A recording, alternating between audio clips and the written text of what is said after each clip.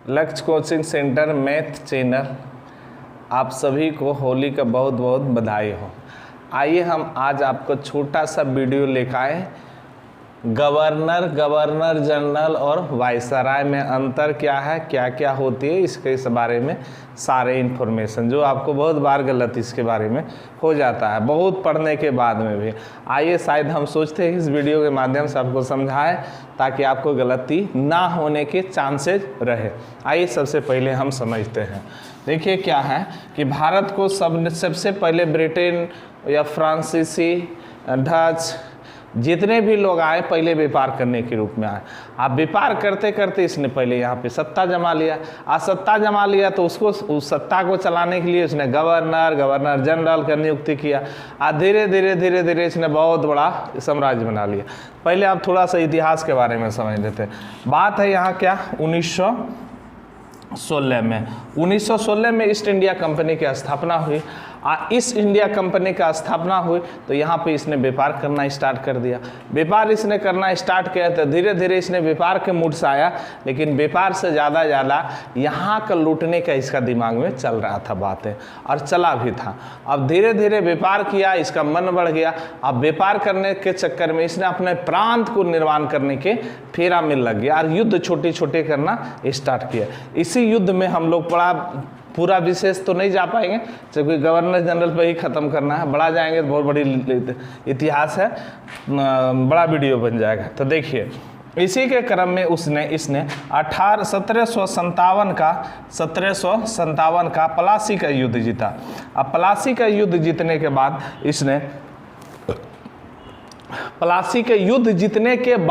इसने वहाँ पे इसने एक गवर्नर का नियुक्ति कर दिया। गवर्नर का नियुक्ति कर देने के बाद इसने बंगाल पे सबसे पहले इसने गवर्नर का नियुक्ति किया। तो इसीलिए कहा जाता बंगाल का प्रथम गवर्नर जनरल कौन था? तो बंगाल का प्रथम गवर्नर जनरल था रॉबर्ट क्लाइव, है ना। यहाँ तक आपने समझ गया। तो बंगाल के पहले उसके बाद में बंगाल का गवर्नर जनरल, उसके बाद में भारत का गवर्नर जनरल, उसके बाद में भारत का प्रथम वायसराय, उसके बाद में फिर स्वतंत्र भारत का प्रथम गवर्नर जनरल, उसके बाद में स्वतंत्र भारत का प्रथम भारतीय गवर्नर जनरल। अब सभी चीज़ हम आपको बारीकी से समझा रहे हैं। तो देखिए इसने 1757 में प्लासी का युद्ध किया। उसके बाद इसने बंगाल पर राज्य करना स्टार्ट किया और वहाँ पे अपना नियुक्त किया क्या गवर्नर का किया। अब धीरे धीरे क्या हुआ कि क्लाइव ने बहुत भयंकर कुरफात आदमी था। इसने धीरे धीरे 1857 का विद्रोह किया। अब फूट डालो राज करने की नीति इसने अपना लिया और इसने फिर युद्ध कर दिया है प्लासी का युद्ध, बक्सर का युद्ध 1764 में बक्सर का युद्ध इसने किया। उसके बाद इसने 3 प्रेसिडेंशियल को एक साथ मिला लिया, एक मुंबई प्रेसिडेंशियल, एक आपका मद्रास प्रेसिडेंशियल और एक इधर आपका बंगाल प्रेसिडेंशियल में इसने तो युद्ध कर ही रहा था। तो तीनों जगह का सत्ता एक जगह बना लिया और एक जगह इसने बना लिया तो इसने अब ये तीनों का एक साथ इकट्ठा ले चला बंगाल। अब बंगाल में इसने नियुक्त कर दिया। अब तीनों सत्ता को एक ही आदमी चलाएगा तो इसने नाम रख दिया गवर्नर जनरल। तीनों का एक जगह मिला लिया और गवर्नर जनरल पर नियुक्त कर दिया है। बंगाल का प्रथम गवर्नर जनरल नियुक्त किया, यानी दोनों युद्ध जीतने के बाद वॉरेन हेस्टिंग को। हालांकि युद्ध हुआ था रॉबर्ट क्लाइव के ही समय। अब इसने जब बंगाल पे इसने पूरे तीनों प्रांत के एक साथ मिला लिया तो बहुत बड़ी प्रांत हो गया। तो इसने गवर्नर से काम नहीं चला, इसलिए अब जनरल बना दिया, गवर्नर जनरल। बहुत बड़ा मेरा साम्राज्य हो गया। तब बंगाल के प्रथम गवर्नर जनरल पूछे तो आप बोलिएगा क्या होगा? तो वॉरेन हेस्टिंग हो जाएगा। अगर कहे कि बंगाल का सिर्फ गवर्नर जनरल कौन था, प्रथम गवर्नर जनरल, तो रॉबर्ट क्लाइव। और अंतिम पूछे तो वॉरेन हेस्टिंग। वही वॉरेन हेस्टिंग जब जनरल बना तो बंगाल का प्रथम गवर्नर जनरल बना। तो देख बाबू यहाँ पे 1774 से 1833 ईस्वी तक आपका क्या चला? गवर्नर जनरल का कार्यकाल रहा। तो देखिए इसका कार्यकाल में वॉरेन हेस्टिंग से लेके बेंटिंग तक रहा। किसके तक? बेंटिंग तक रहा। अब यहाँ क्या हुआ कि एक यहाँ अब ये जैसे बना था तो ये एक रेगुलेटिव एक्ट था 1773 रेगुलेटिव एक्ट के अंतर्गत पूरे प्रांत को एक साथ मिला लिया और एक एक्ट अधिनियम बना दिया, उसी अधिनियम के अंतर्गत गवर्नर जनरल कर दिया था। अब यहाँ से गवर्नर जनरल में क्या हुआ कि एक यहाँ पे एक चार्टर एक्ट आया था। चार्टर एक्ट का नाम था 1833 चार्टर एक्ट। उस चार्टर एक्ट के अंतर्गत अब बंगाल में अब भारत पे पूरा राज कर लिया, और जब भारत पे राज कर लिया तो एक फिर अधिनियम लाया 1833 का चार्टर एक्ट। उस 1833 के चार्टर एक्ट के अनुसार बंगाल के गवर्नर जनरल को भारत का गवर्नर जनरल कहा जाने लगा। बंगाल के गवर्नर जनरल को भारत के गवर्नर जनरल किस चार्टर एक्ट के अंतर्गत? 1833 के चार्टर एक्ट के अंतर्गत। अब आइए यहाँ पे हम लोग आ गया भारत का प्रथम, भारत पर राज कर लिया, पहले बंगाल उसके बाद भारत। देखिए कितना का दुष्ट इंसान था ये। अब यहाँ पे 1833 से लेकर 1857 तक रहा भारत का गवर्नर जनरल का पद। तो उस समय कार्यकाल था बेटिंग से लेके कैनिंग तक। देखो दोनों छोटा छोटा वर्ड है, बेटिंग से लेके कैनिंग था। अब देखिए यहाँ पे एक युद्ध हुआ था भयंकर 1857 का युद्ध। 1857 का युद्ध ने होने का परिणाम यह निकला कि जो भारत में कंपनी अधीन काम कर रहा था, कंपनी का अधीन जो भी था 1857 के क्रांति के बाद जो भी कंपनी था उस कंपनी के नामो निशान खत्म कर दिया, और जितने भी कंपनी था सब कंपनी का झोला झमटे समझ के फ्रांस को भेज दिया, फ्रांस के हाथों में सौंप दिया। अब फ्रांस के हाथों में सौंप दिया तो एक यहाँ पर अधिनियम आया, उस अधिनियम का नाम था 1858 का अधिनियम। 1858 का अधिनियम। अब 1858 का अधिनियम में अब बन गया भारत का वायसराय। भारत का वायसराय का मतलब होता है कि राजा के प्रतिनिधि, राजा के, अब राजाओं के हाथ में चलाया। यहाँ भी तो ये भी तो दिक्कतें था, यहाँ राजा भी तो अंग्रेज के ही आदमी था। तो आप देखो बाबू, पहले क्या था? Governor general. उसके बाद क्या बना? 2 युद्ध उसने जीता और रेगुलेटिव एक्ट के अंतर्गत बन गया बंगाल के गवर्नर जनरल।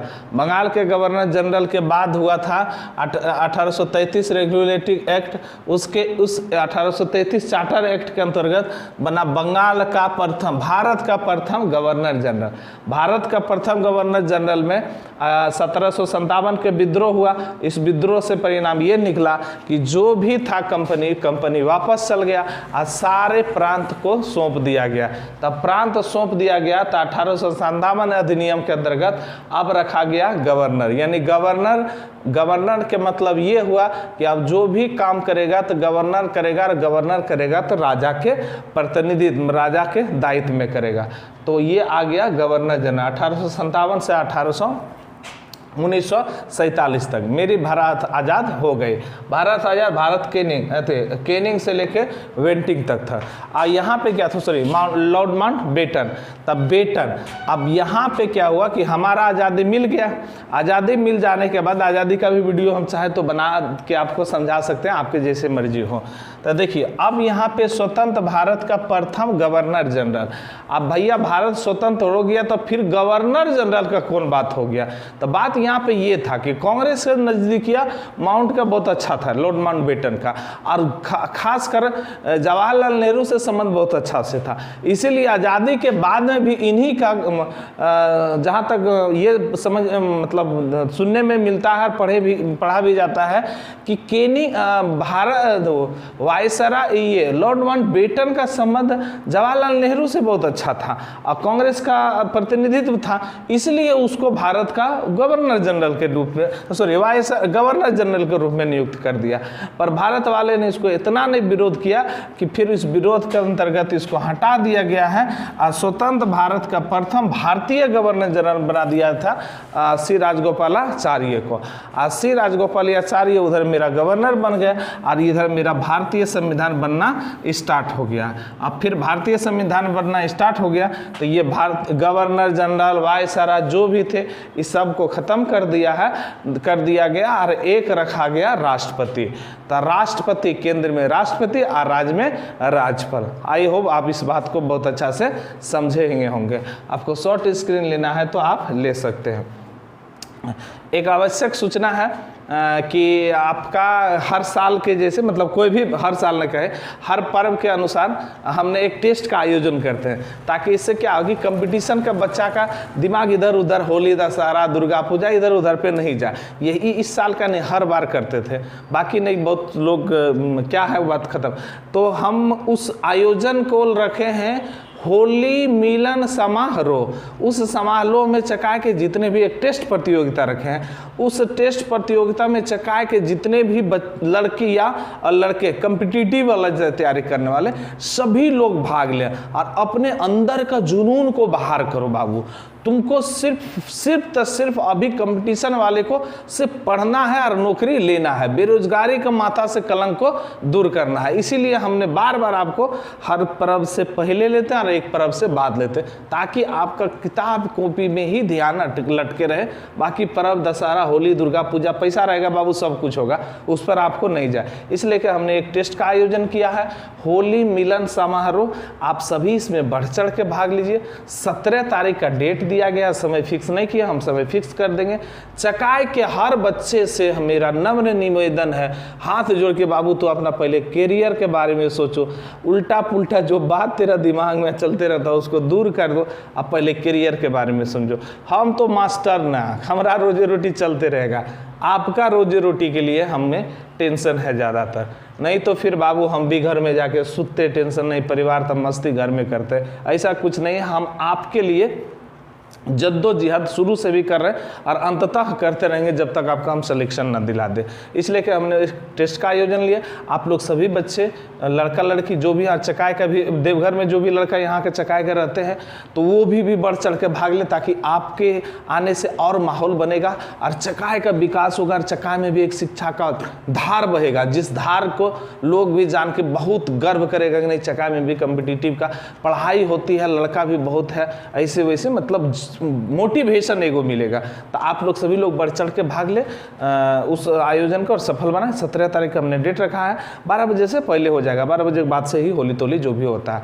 जय हिंद। आपको कैसे इस वीडियो लगा होगा, इस वीडियो के देखने के बाद आप हमको रिप्लाई दीजिएगा, सब्सक्राइब कर लीजिएगा। आते हैं फिर नेक्स्ट वीडियो में, हम मिलते हैं होली के पहले या तो होली के बाद ही। तब तक के लिए जय हिंद। मस्त रहिए, आबाद रहिए। सबसे पहले नौकरी लीजिए, होली दशहरा बाद में होते रहेगा, ठीक है।